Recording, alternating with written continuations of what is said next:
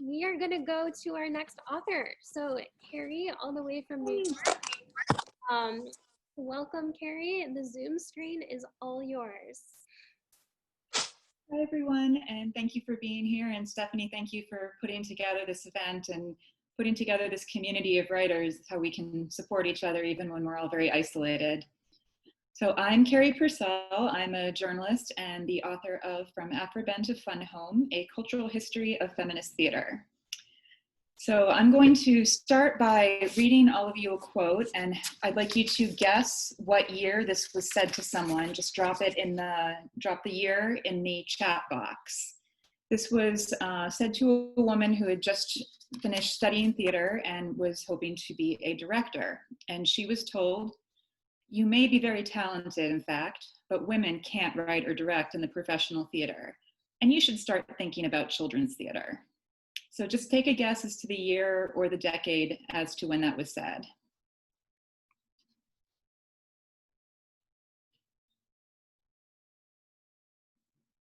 Bueller?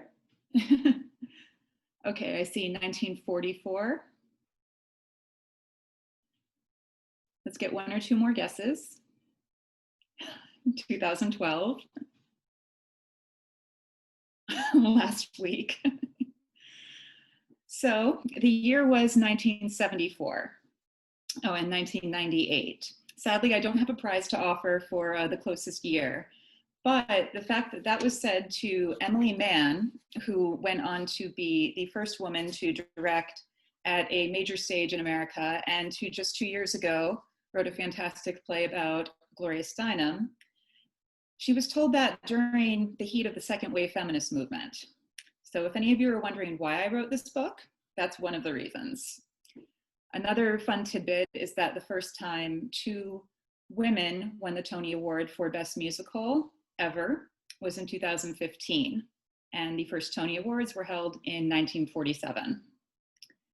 So I had a lot of motivation driving me to write this book when I was asked to write it. And this book is my first book, and I had kind of a unique experience in that I was asked to write it. And that came about because I had been working at Playbill.com, where I was the first woman on the digital editorial team. And one of my contributing writers, Mark Robinson, who has a fantastic website of his own writing, Mark Robinson Writes, told me that a publishing company he'd written for, Rowman and Littlefield, was looking for someone to write a book about women in theater. So Mark thought of me and made the introduction, and about 3 years and many sleepless nights later, here I am.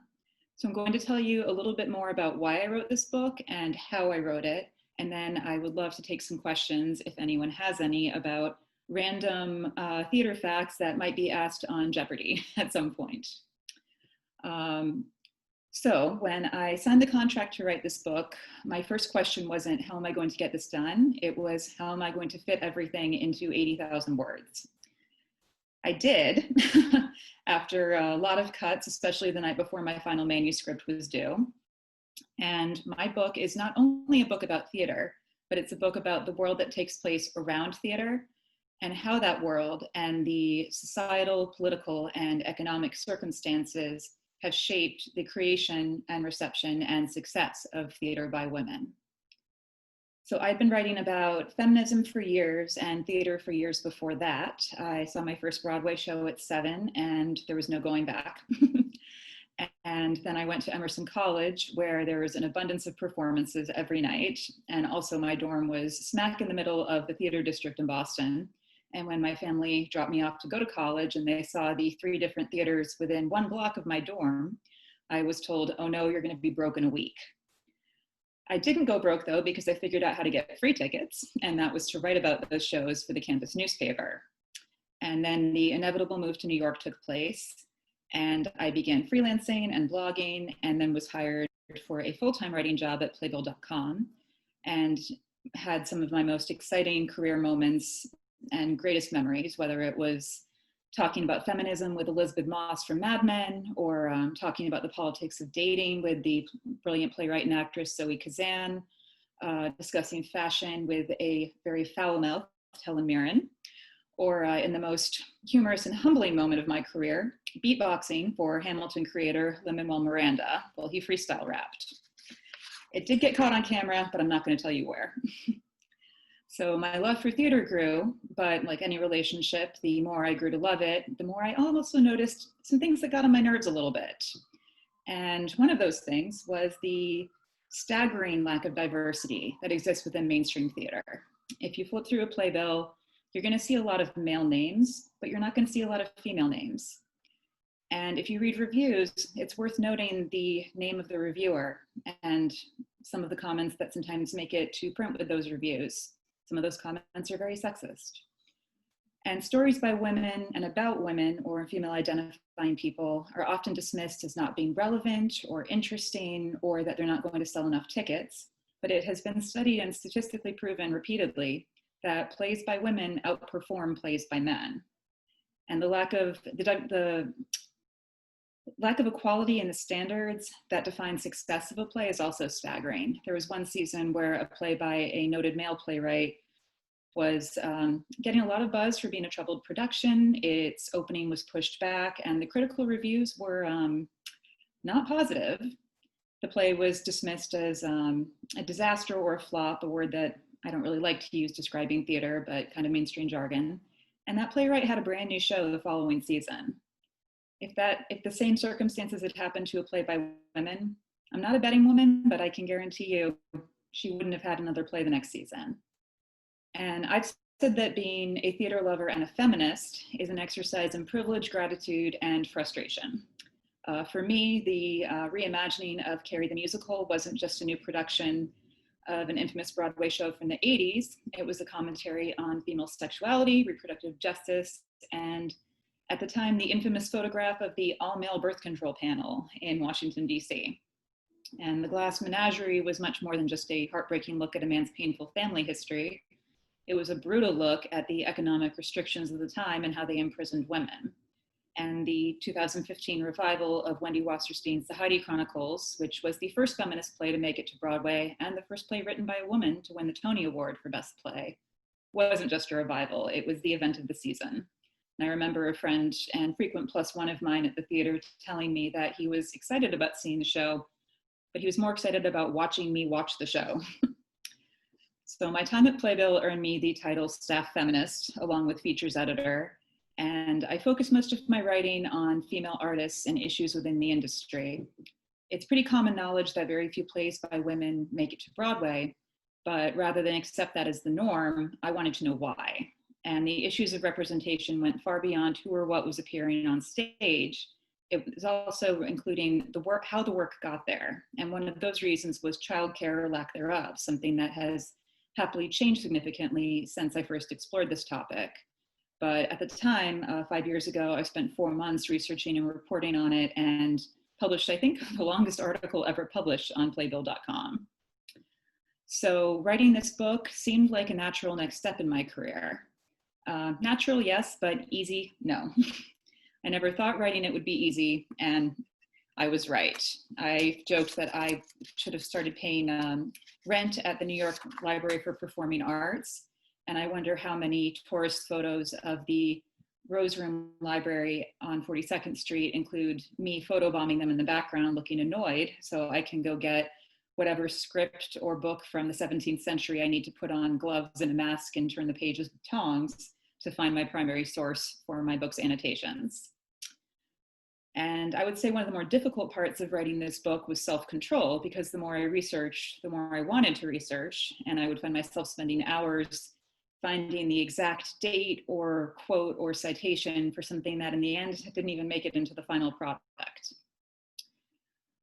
I often shared tidbits of my research on my social media, frequently using the hashtag, "Oh my God, I'm actually writing a book."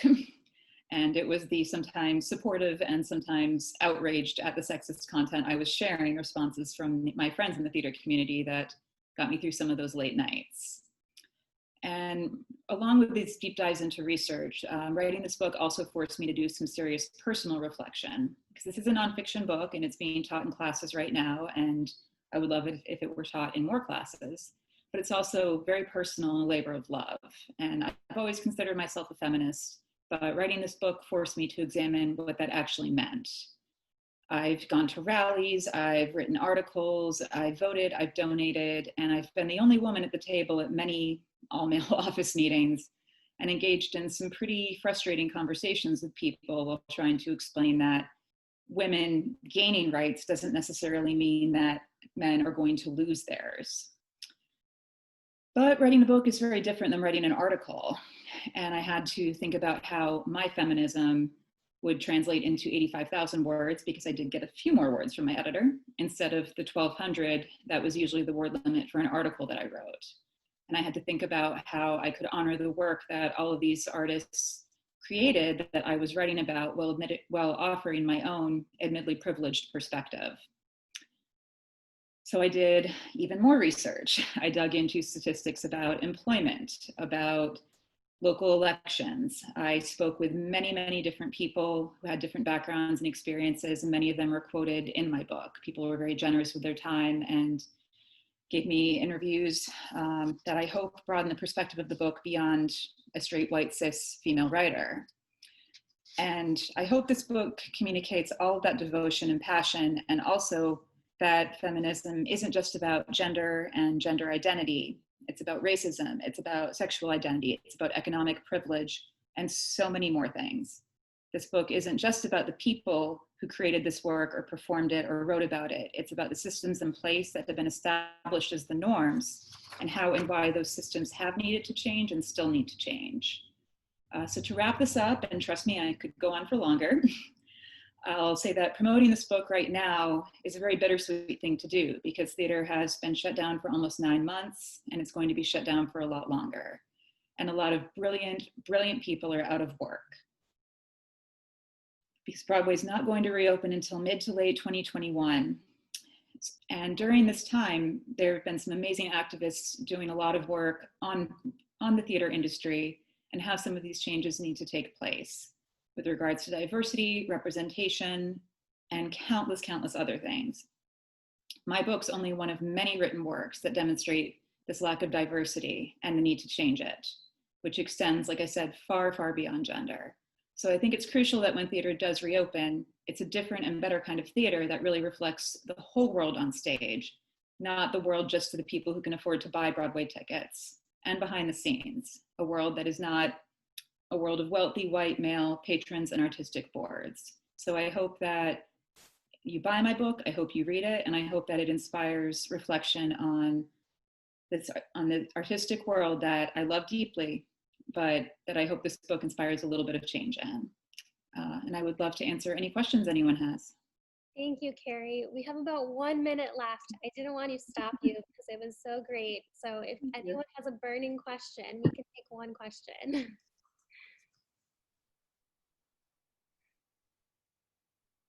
Okay, well, Carey, please put your information in the chat box, Right. how we can connect with you, how we can buy your book. Actually, we have the link to buy your book in the chat box already, but if you have a website, Vanessa wants to have coffee with you when this is all over. So the next time Vanessa goes to New York, I'm sure that can be arranged. Thank you so much, Carey. That was such a fantastic talk and insight. I appreciate that. Thank you, Stephanie. This is wonderful.